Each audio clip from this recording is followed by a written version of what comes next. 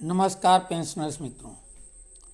30 अक्टूबर का एक office memorandum जो कि महत्वपूर्ण है। हालांकि हमने व्हाट्सएप ग्रुप में इसे शेयर कर दिया है, लेकिन उसमें सीमित संख्या में ही लोग जुड़े हुए हैं, इसलिए इसका वाचन हम करेंगे, पहले अंग्रेजी में और उसके बाद हिंदी में, ताकि आप लोगों को ये महत्वपूर्ण जानकारी मिल सके। और आप लोगों से निवेदन करेंगे कि व्हाट्सएप ग्रुप से जुड़ जाएंगे तो वीडियो डालने की आवश्यकता नहीं रहती है। हम और तमाम जो प्रबुद्ध लोग उसमें जुड़े हुए हैं, हमारे पेंशनर्स मित्र, वो इस तरह की जो ताज़ा जानकारी होती हैं उससे संबंधित पत्र और जो भी उनको कहीं से भी प्राप्त होती है ताज़ा जानकारी पेंशनरों के संबंध में, वो उसमें शेयर करते हैं। तो डिस्क्रिप्शन बॉक्स में हम व्हाट्सएप ग्रुप का पेंशनर्स फोरम का लिंक शेयर कर देंगे, आप लोग उसमें जुड़ जाएं।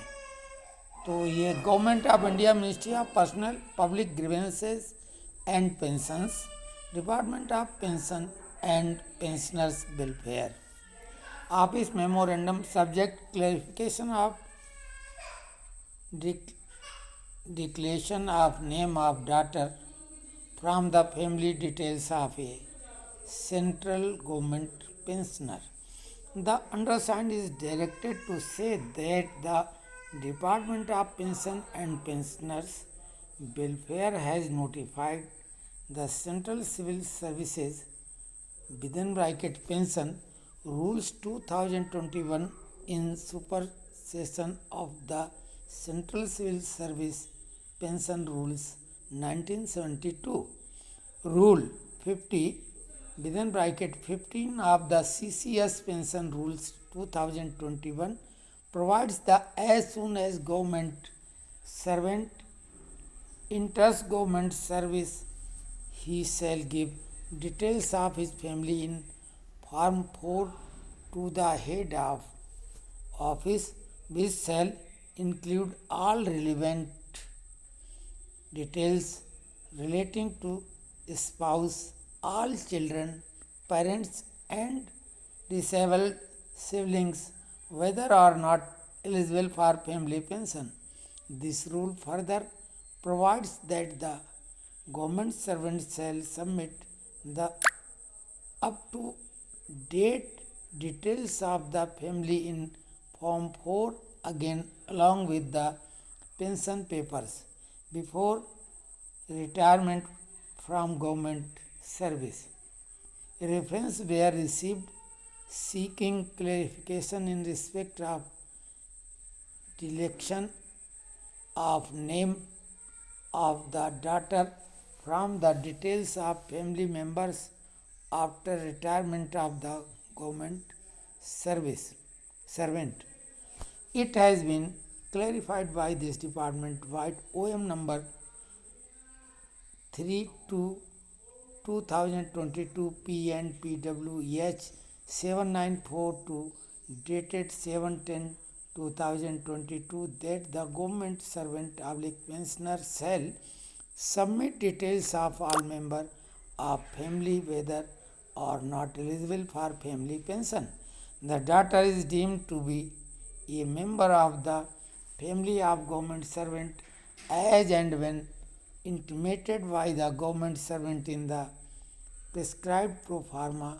Hence, the name of the daughter shall remain included in the details of family members. The eligibility for family pension would be decided after demise of pensioner family pensioners in accordance with the existing rules. All ministries departments are requested that the above provisions may be brought to the notice of the personal dealing with the pensionary benefits in the ministry department and attached subordinate offices thereunder for compliance. Subhash Chandra, under secretary to the government of India, इनके हस्ताक्षर। अब हम इसका हिंदी रूपांतर आपको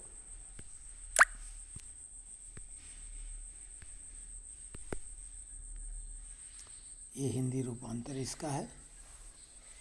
कार्मिक लोक शिकायत और पेंशन मंत्रालय, पेंशन और पेंशनभोगी कल्याण विभाग। विषय है केंद्र सरकार के पेंशनभोगी के पारिवारिक विवरण से पुत्री का नाम हटाने पर स्पष्टीकरण। अधो हस्ताक्षर को ये कहने का निर्देश हुआ है कि पेंशन और पेंशनभोगी कल्याण विभाग ने केंद्रीय सिविल सेवा पेंशन नियम 1972 के स्थान पर केंद्रीय सिविल सेवा पेंशन नियम 2021 अधिसूचित किए हैं।